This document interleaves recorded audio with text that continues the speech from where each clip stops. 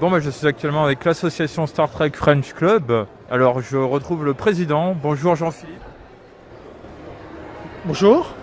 Alors, comment vas-tu ? Content d'être là encore cette année, même si ça a failli être assez compliqué avec le carburant, tout ça, mais toujours un plaisir de venir. D'accord. Donc, je suis le président pour intérim. C'est ça, oui. Donc, je remplace Sébastien, donc l'ancien président, que vous voyez dans la précédente vidéo. Donc, c'est moi qui le remplace jusqu'aux prochaines élections. Alors, pour le moment, tu es sous la TV 2022. Là, pour le moment, là, ça vient à peine d'ouvrir, donc je vois que justement, ça commence à pas mal se remplir. Je vois même des gens avec des beaux costumes. Donc, voir ce que ça va donner, mais là, le beau temps est là, les stations sont remplies, donc je pense que tout est là pour qu'on passe un très très bon week-end.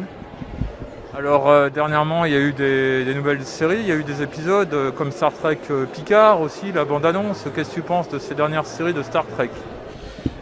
Donc là, justement, on a vu la bande-annonce de la saison 3 de Picard, où justement, on va pouvoir revoir l'équipage de Star Trek La Nouvelle Génération.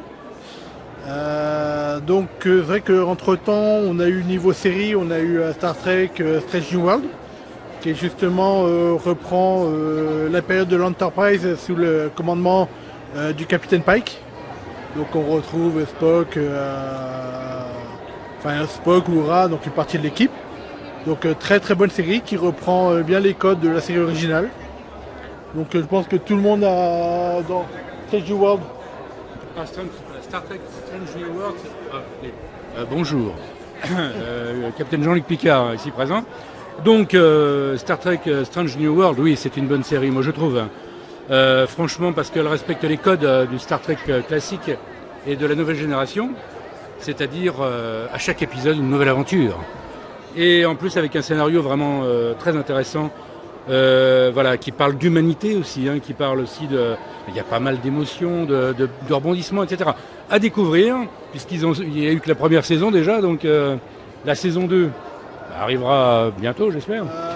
Prévu généralement pour 2023. Après, ils n'ont pas donné de date, mais bon, voilà. peut-être. C'est ça. Je pense peut-être pour mai. Ouais, voilà. Actuellement, le problème, c'est qu'on nous balance toute une saison et après, souvent, c'est pas la seule série d'ailleurs.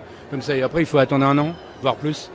Mais bon, je pense que ça a bien marché et c'est prévu, c'est déjà dans les. Voilà. De toute façon, pour l'instant, ils respectent une périodicité de sortie. Oui, voilà. Parce que là, actuellement, ce qui est diffusé, c'est Star Trek Lower Decks, la saison 3. Ah, oui. Donc, très très bonne série animée par un des créateurs de la série Rick et Morty. Donc, mélange, je pense, l'univers Star Trek avec une bonne dose d'humour. Beaucoup de clins d'œil, justement, à Star Trek, la série originale ou TNG. Ouais, tout à fait. Après, donc, une fois que Lower Decks sera terminé, Il y a Picard on saison va 3. enchaîner. Il va y avoir Picard saison 3. Pas C'est, encore. Prodigy, Mais il y a déjà saison le teaser qui a été. Prodigy, c'est la deuxième partie de la saison 1. Ouais. D'accord. Ouais, c'est pas la saison 2. Ok. La saison 1 n'est pas finie en fait. Ça se bouscule en fait. Et tant mieux d'ailleurs. Il y a rarement eu autant de choses sur Star Trek d'ailleurs. Très bien. Je crois même qu'il n'y a même jamais eu. Oui, dans les années 90, il y avait pas mal de séries qui s'enchaînaient. Il y avait deux Voilà. séries en même temps. Mais là, 5 en même temps. là il y a aussi de l'animé, il y a pas mal de choses. Ouais. Donc là, l'univers Star Trek en ce moment se porte très bien. Il n'est pas voilà, mort. il n'est pas mort. il tient le coup, Il tient le coup. Je suis en présence d'un Gorn. Quand es-tu passionné pour Star Trek ? Il y a à peu près 20 ans, au moins. Après, ça continue, ça empire. La passion empire. Et pourquoi avoir un cosplay Gorn ?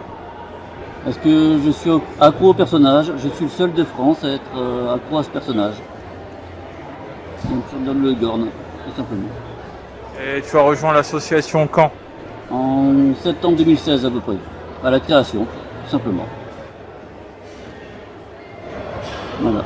Voilà, pour vous donner à peu près une image du Gorn.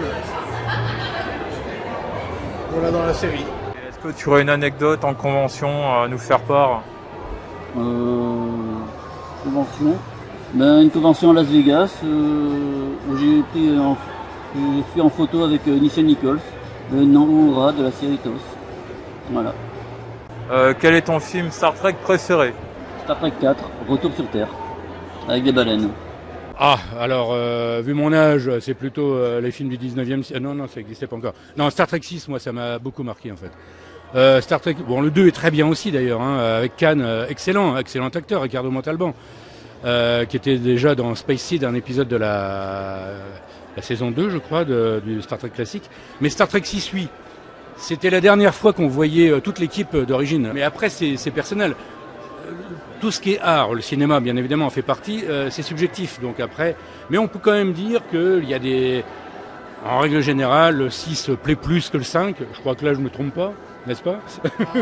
Même s'il y en a qui aiment bien Star Trek 5. Hein, voilà. Oui, moi j'aime bien Star Trek 5. Voilà, bon, c'est vrai que le feu de camp, c'est sympa aussi. Mais voilà, le 6, il y a beaucoup plus de rebondissements, le scénario est plus intéressant, je trouve. Et puis, faut pas oublier la KTL. C'est vrai qu'il y a, bon, alors après on n'aime pas. Je sais qu'il y en a un, Guillaume Julien, qui adore. Moi aussi. Et puis toi aussi d'ailleurs, voilà. On le salue. KTL, c'est Kelvin Timeline, hein, je traduit. Les films de J.J. Abrams, voilà, hein, il y a une dizaine d'années déjà. Hein. Donc demain, je serai en uniforme de la KTL. Voilà, donc Star Trek, ça fait un petit bout de temps quand même déjà. Hein. William Shatner est là pour en témoigner à 91 ans. Il en reste eu beaucoup d'ailleurs de cette époque, mais bon, c'était en 66, je dirais même en 64, puisque la création, The Cage, l'épisode pilote qui n'a pas marché, il y a eu un deuxième pilote d'ailleurs en 65, Where No Man Has Gone Before, et bien en fait ça date de 64, mon année de naissance d'ailleurs, tiens, ah ouais.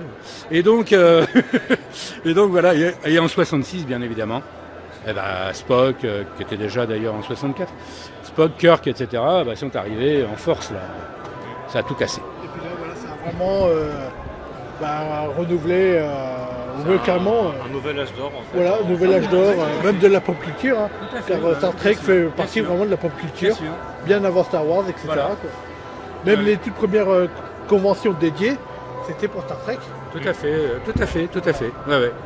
En 73, en 74, je crois. Non, même avant, en 69. Oui, à New York. Mais il n'y avait pas d'invitation. À New York. Et les deux créateurs d'ailleurs se sont rencontrés, hein, ils se respectaient d'ailleurs, hein. Il n'y a jamais eu de guerre entre George Lucas et Gene Roddenberry, hein. Ils se respectaient mutuellement, et voilà quoi. Hein. Non voilà, c'est une belle histoire. Le fils de Eugene Roddenberry a repris un petit peu les rênes, le fils donc de Majel Barrett et de Gene Roddenberry, hein, donc qui est de 65 il me semble, enfin bon les dates après, il me semble qu'il est né en... Enfin voilà, donc quoi qu'il en soit, voilà, il y a... Ça va peut-être aller jusqu'au 23e siècle, cette histoire, on verra bien. Si on est toujours là. Hein. Je parle de l'espèce humaine, hein, bien sûr. Alors une question, pourquoi tu es tombé dans la marmite Star Trek? Est-ce que tu t'intéressais déjà à la science-fiction Oui, je me suis toujours intéressé à la science-fiction étant petit. C'était la préhistoire, après l'astronautique, l'astronomie, et donc du coup, on en vient aussi forcément à la science-fiction. Il y a eu des films qui m'ont marqué, comme La Machine à explorer le temps, la version de 1960 avec Rod Taylor. Bien sûr, Planète Interdite, un film magistral des années 50, extraordinaire. La Guerre des Mondes, bien sûr, etc., etc. Tout ça a nourri l'imaginaire, comme d'ailleurs Gene Roddenberry, le créateur de Star Trek, a été nourri par Rod Serling, le créateur de la série The Twilight Zone, où à chaque épisode, il y avait une histoire totalement différente, complètement hors du temps, je veux dire. Passionnant tout ça, passionnant. Jules Verne, quand t'es gamin, tu lis Jules Verne, qui est entre guillemets te premier pas un peu dans la science-fiction. Avec, et ce n'est pas pour rien qu'on voit beaucoup de scientifiques aujourd'hui qui témoignent, qui disent, alors aux États-Unis peut-être plus qu'ici, mais voilà, moi j'ai été nourri avec ces séries-là, j'ai eu envie d'être astronome ou d'être astronaute ou voilà, ou scientifique tout simplement, voilà. Donc après c'est pour les films favoris, donc oui, moi celui que j'aime bien, c'est le 2. Star Trek 2 parce que Khan. De toute façon, je pense que tout le monde est d'accord là-dessus. Après, il y a Star Trek Premier Contact. Ouais, c'est vrai, il est bien, j'ai oublié celui-là. Ouais, très bien, très bien. C'est vrai. Et après, le 4, parce que je me marre à chaque fois que je le regarde. Ouais. Star Trek 4, c'est Retour sur Terre, ouais. Avec l'histoire des baleines, qui d'actualité, j'allais dire, malheureusement encore. Hein. Même si on en a... Enfin, ça va un petit peu mieux, la population de baleines. Mais enfin, quand même, à une époque... ça reste encore, voilà. Et donc, espérons que ces animaux-là nous survivent Parce que l'espèce qui partira en premier, je pense que c'est nous. Mais enfin, soyons optimistes. Hein. Ça aussi, bien sûr, nos autres proies Klingon vient nous récupérer Voilà. un humain, voilà. Et puis bon, il faut faire confiance aux Vulcains. Hein. Ils vont bientôt arriver. En 2053, il va falloir attendre un petit peu. 63, pardon, oui. On 63. n'en peut pas si loin que toi. Ouais, voilà. En 2063, ils vont venir. Voilà. Oh, vous serez encore en vie, vous êtes jeunes. Ça dépend comment la Troisième Guerre mondiale va se passer. Hein. Oui, c'est ça. Entre-temps, il y aura ça. Bon, enfin, restons optimistes. Voilà. Star Trek censé être un truc optimiste, vous parlez que de trucs horribles là. Ouais. Décrit le Klingon. Ouais, c'est ça qui est paradoxal, c'est que Star Trek, ils en parlent peu, mais dans l'histoire, il y a une troisième guerre mondiale.